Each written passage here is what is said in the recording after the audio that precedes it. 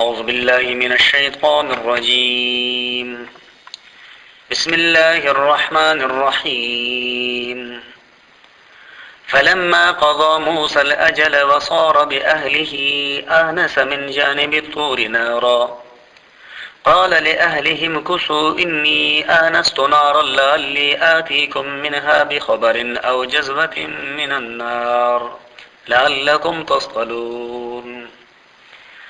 20ویں پارے سورہ قصص کے یہ چوتھے رکوع ہے۔ یہ رکوع آیت نمبر 29 سے لے کر آیت نمبر 43 تک کے آیتوں پر مشتمل ہے۔ اس رکوع میں بھی حضرت موسیٰ علیہ السلام کے قصے کی پوری تفصیل اللہ تبارک و تعالیٰ نے وضاحت کے ساتھ بیان فرمائی ہے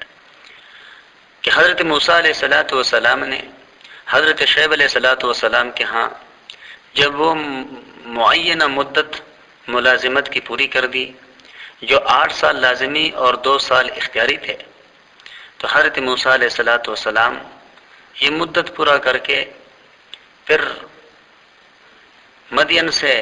مصر کے طرف واپس لوٹے، اور لوٹے بھی ایک ایسے راستے پر سے کہ جو راستہ غیر مشہور اور غیر معروف تھا، اس لیے کہ اگر آپ مشہور راستے سے آتے تو یقیناً راستے میں افراد ملتے اور یہ عین ممکن تھا کہ وہ لوگ جاسوسی کا کام کر کے فرعون کو حضرت موسیٰ علیہ السلام کی آمد کا اطلاع کر دیں، اور فرعون آپ کو اور آپ کے اہلیہ محترمہ کو تکلیفوں میں اور آزمائشوں میں مبتلا کر دیں۔ اس لیے حضرت موسیٰ علیہ السلام کوہ طور کے راستے سے ہوتے ہوئے مصر کی طرف آ رہے تھے۔ تو یہ سارا واقعہ اللہ تبارک و تعالیٰ نے اس رکوع میں بیان فرمایا ہے۔ چنانچہ ارشاد باری تعالیٰ ہے فلما قضا، پس جب پورا کر چکا، موسیٰ الاجل، موسیٰ علیہ السلام مدت، وصار بأہلہ، اور لے کر چلا اپنے گھر والوں کو، آنسا، تو دیکھا، من جانب طور نارا، کوئی طور کی طرف سے ایک آگ، قالا، کہنے لگے، لأہلہ، اپنے گھر والوں سے کہ بھئی امکثوا، تم ٹھہرو، انی آنست نارا، بے شک میں نے دیکھی ہے آگ، لعلی آتیکم منہا بخبر، شاید لے کے آؤں تمہارے پاس وہاں سے کچھ خبر، او جزوۃ من النار، یا آگ کا کوئی انگارہ، لعلکم تصطلون، تاکہ تم اس سے سینکو، اس سے تپش حاصل کرو، اس سے گرم ہو جاؤ۔ فلما اتاہا، پھر جب پہنچا اس آگ کے پاس، نودیا، تو آواز آئی، من شاطئ الوادی الایمن، میدان کے دائیں کنارے سے، فی البقعۃ المبارکۃ، برکت والے تختہ میں، من الشجرۃ، ایک درخت سے، ان یا موسیٰ، کہ اے موسیٰ، انی انا اللہ، بے شک میں اللہ ہوں، رب العالمین، جو پروردگار عالم ہوں۔ حضرت موسیٰ علیہ السلام پر یہاں سے وحی کا سلسلہ شروع ہوا۔ وَأَنْ أَلْقِ عَصَاكَ، اور یہ کہ ڈال دے اپنی لاٹھی، فَلَمَّا رَآهَا، پھر جب دیکھا اس کو، تَهْتَزُّ، تو وہ ہل رہا تھا، كَأَنَّهَا جَانٌ، جیسے سام کا بچہ، وَاللَّهُ مُدْبِرًا، تو آپ الٹا پھرے منہ موڑ کر، وَلَمْ يُعَقِّبْ، اور نہ دیکھا پیچھے دے کر۔ اللہ نے فرمایا، یا موسیٰ، اقبل، آگے آ، وَلَا تَخَفْ، اور ڈریے نہیں، إِنَّكَ مِنَ الْآمِنِينَ، بے شک تو وہ ہے کہ جس سے خطرات سے امن دیا گیا ہے۔ سورہ طٰہٰ میں اس کی پوری تفصیل ہو گزری ہے کہ حضرت موسیٰ علیہ السلام سے اللہ نے فرمایا کہ اے موسیٰ، وَمَا تِلْكَ بِيَمِينِكَ يَا موسیٰ، اے موسیٰ، یہ آپ کے ہاتھ میں کیا ہے؟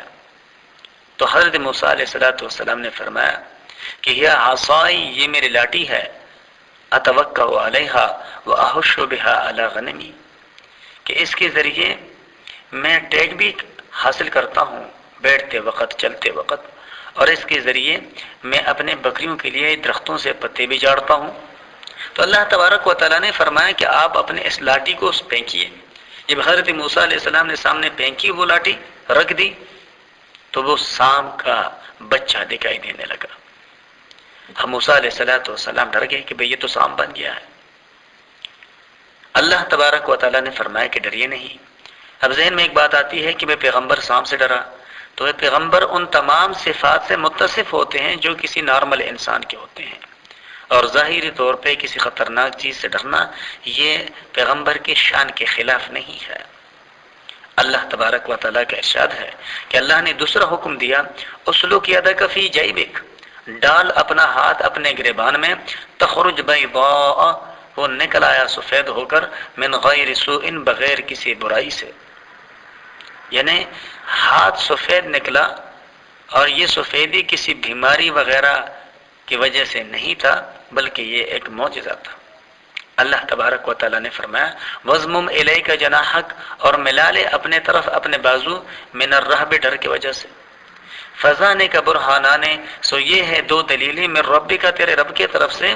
الی فرعون، فرعون کی طرف، وملئہ، اور اس کے سرداروں کی طرف، انہم کانوا قوما فاسقین، بے شک وہ تھے بڑے نافرمان لوگ۔ روایت میں آتا ہے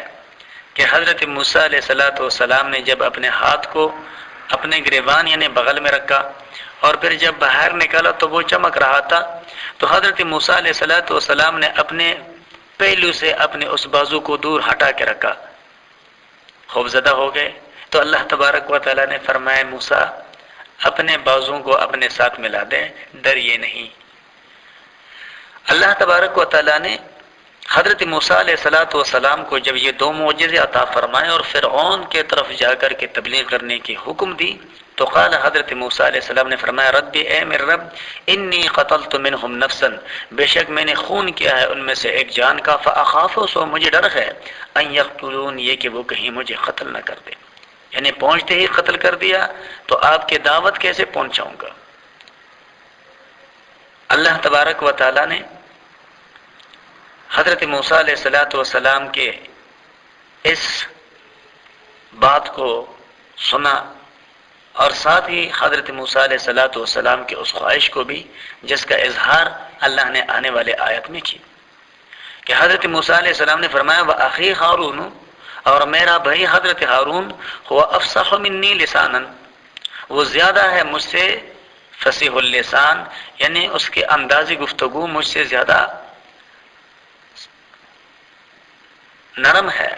اور اس کے انداز گفتگو مجھ سے زیادہ شیرین ہے اور زیادہ بہتر ہے، فَأَرْسِلْهُ مَعِيَ، سو اس کو بھیج دے میرے ساتھ، رِدْءً، مددگار کے طور پہ، یصدقونی، تاکہ وہ میرے تصدیق کرے، انی اخاف ان یکذبون، بے شک مجھے ڈر ہے کہ کہیں وہ میرا تکذیب نہ کر دے، یعنی کوئی تصدیق و تائید کرنے والا ساتھ ہو تو فطرتاً دل مضبوط اور قوی رہتا ہے،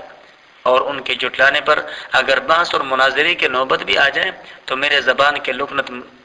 سے ممکن ہے کہ بولنے میں رکاوٹ پیدا ہو، اس وقت ہارون علیہ السلام کی رفاقت میرے لیے بڑی مفید ثابت ہوگی، کیونکہ ان کے زبان زیادہ صاف اور تیز ہے۔ قال، اللہ نے فرمایا سنشد عضدک بأخیک، ہم مضبوط کریں گے تیرے بازوں کو تیرے بھائی سے، وَنَجْعَلُ لَكُمَا سُلْطَانًا، اور دیں گے تم دونوں کو غلبہ، فَلَا يَصِلُونَ إِلَيْكُمَا، پھر وہ نہ پہنچ سکیں گے تم تک، بِآیاتنا، ہمارے نشانیوں سے، أَنْتُمَا وَمَنِ اتَّبَعَكُمُ الْغَالِبُونَ، تم اور جو تمہارے پیروکار ہوں گے وہی غالب آئیں گے، یعنی دونوں درخواستیں اللہ تبارک و تعالیٰ نے منظور فرمائیں۔ حضرت ہارون علیہ السلام تمہارے قوت بازو رہیں گے، اور فرعون کو تم پر کچھ دسترس نہ ہوگی، ہماری نشانیوں کی برکت سے تم اور تمہارے ساتھی غالب اور منصور رہیں گے۔ فلما جاء موسیٰ بآیاتنا، پھر جب پہنچا موسیٰ علیہ السلام ہمارے طرف سے نشانیاں لے کر، بینات، جو بڑی واضح تھی، قالوا، کہا انہوں نے، ما ھذا الا سحر مفترى، اور کچھ نہیں یہ مگر یہ جادو ہے اپنے طرف سے بنایا ہوا، وما سمعنا بھذا فی آبائنا، اور ہم نے سنا نہیں یہ باتیں اپنے اگلے باپ دادوں میں جو پہلے ہو گزرے ہیں، یعنی معجزات دے کر کہنے لگے کہ یہ جادو ہے، اور جو باتیں خدا کی طرف منسوب کر کے کہتا ہے وہ بھی جادو کی باتیں ہیں، جو خود تصنیف کر کے ہمارے پاس لے آیا ہے اور دعویٰ کرنے لگا ہے کہ بھئی یہ اللہ نے مجھ پہ وحی نازل کی، حقیقت میں وحی وغیرہ کچھ نہیں، یہ محض ساحرانہ تخیل اور افتراء ہے۔ اور ساتھ ہی یہ بھی کہا کہ یہ جو باتیں کرتا ہے، مثلا ایک اللہ نے ساری دنیا کو پیدا کیا اور ایک وقت سب کو فنا کر کے دوبارہ زندہ کرے گا، پھر حساب اور کتاب ہوگا، اور مجھ کو اس نے پیغمبر بنا کر کے بھیجا، وغیرہ وغیرہ، یہ سارے کے سارے وہ باتیں ہیں کہ جو باتیں ہم نے اپنے اگلے بزرگوں میں نہیں کہہ سنی۔ وقال موسیٰ، اور موسیٰ علیہ السلام نے فرمایا ربی عالم، میرا رب خوب جانتا ہے، بمن جاء بالہدا، جو کوئی لایا ہدایت کے بعد، من عندہ، اس کے پاس سے، ومن تکون له عاقبۃ الدار، اور اس بات کو بھی وہ خوب جانتا ہے کہ کس کو ملے گا آخرت کا گھر، انہ لا یفلح الظالمون، بے شک وہ کامیابی سے ہمکنار نہیں ہونے دیتا ظالموں کو۔ اللہ خوب جانتا ہے کہ میں اپنے دعوے میں سچا ہوں اور اسی کے پاس سے ہدایت لایا ہوں، اس لیے انجام میرا ہی بہتر ہوگا۔ جو لوگ اللہ کی کلی نشانیوں کو دیکھ کر اور دلائل کی صداقت سن کر